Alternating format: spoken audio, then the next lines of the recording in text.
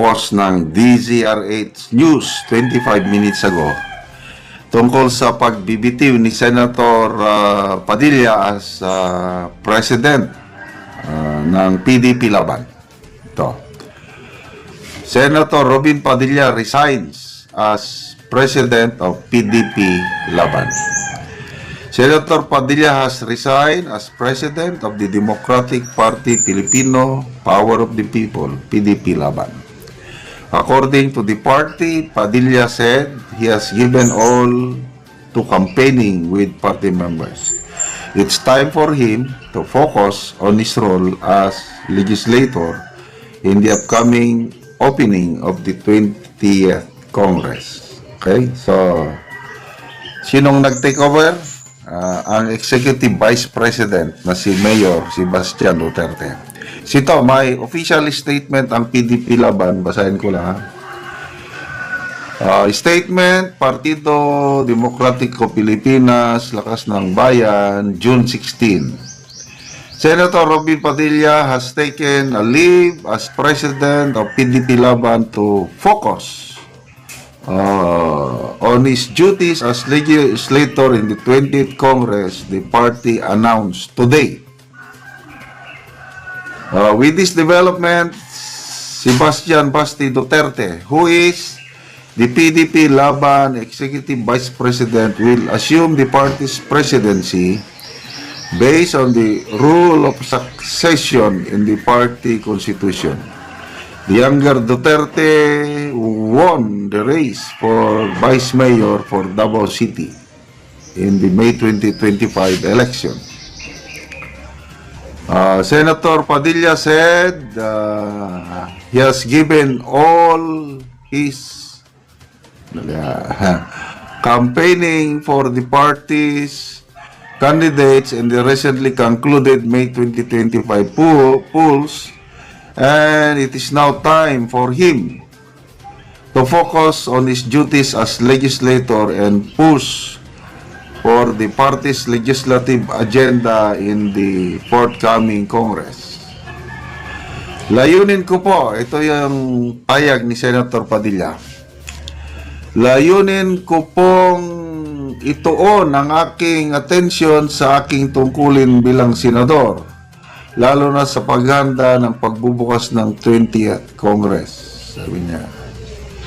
The senator also said that his role in the May 2025 polls demanded so much of his time and energy that he needed to take some time off from the responsibilities as head of the party. Nonetheless, he assured the party membership that he remains steadfastly committed to PDP Laban and loyal to former President Rodrigo Roa Duterte, the party chairman. Okay. So, ano ba? Mayroon bang iba pang dahilan? Kasi sabi niya, gusto lang niyang magpahinga. Okay naman yun. Then, mag-focus sa trabaho niya bilang senador. So, okay rin yun. Ano sa tingin nyo? Meron kayang alitan among PDP members kaya nag-resign siya? Sa tingin ko naman, kung ako yung tatanungin, parang wala.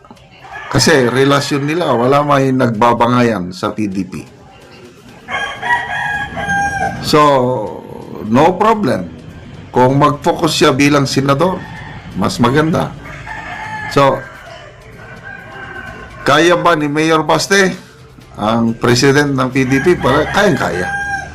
Like father, like son.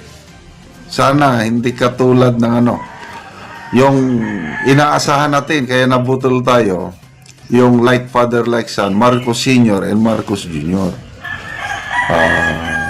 Ako, dahil junior nga siya, mataas ang respeto ko sa Marcos Sr.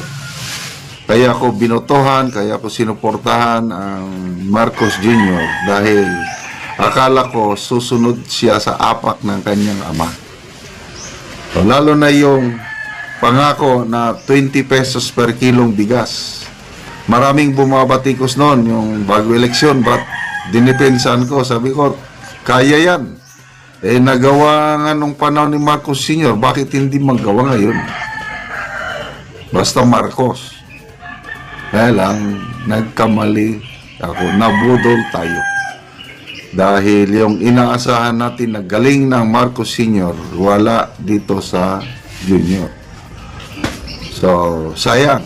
Nasa huli palagi ang pagsisisi. Ngayon, dito naman tayo kay Mayor Baste. Sa tingin ko, napatunayan niya na. Bilang mayor ng Davao City, ito pong the last 3 years, maraming nagsasabi na he has outperformed expectation. Davao City, walang utang.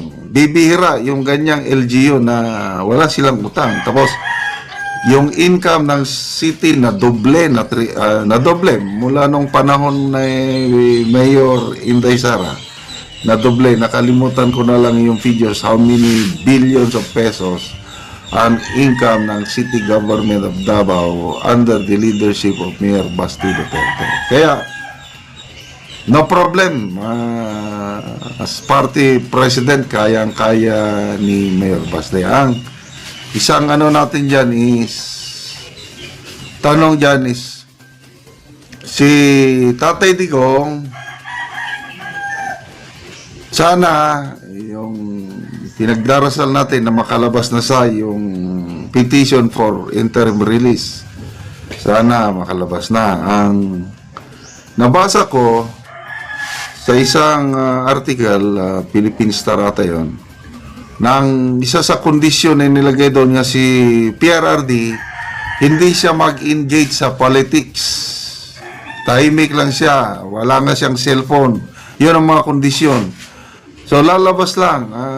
Punta lang siya sa host country at doon lang, manahimik. So, anong ibig sabihin nito? I-forgo na niya yung pagiging mayor? Yan ang tanong. So, kung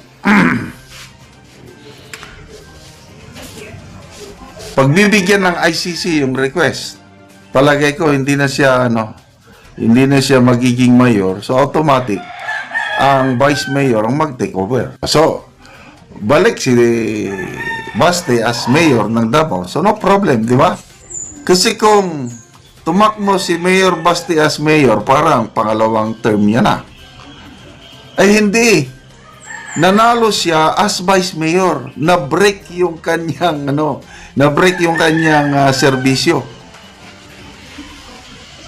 Naging mayor lang siya dahil hindi makaperform ng duty yung nanalong mayor. So, wais talaga itong mga Duterte.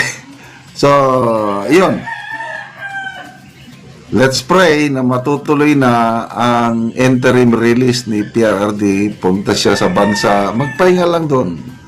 Kasi yun ang number one concern, yung kanyang kalusugan. Mawala yung boredom, mawala yung kalungkutan dahil nakakulong. At least, makalabas siya. Hindi masyadong malungkot.